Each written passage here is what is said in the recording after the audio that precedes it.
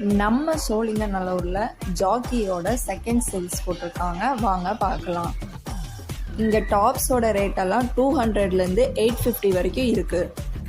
இப்போ நான் என் கையில் வச்சுருக்கிற டாப்போட ப்ரைஸ் வந்துட்டு 2500. பட் இங்கே வந்து செகண்ட் சேல்ஸ்னால இதோட ப்ரைஸ் வந்துட்டு வெறும் 850 மட்டும்தாங்க.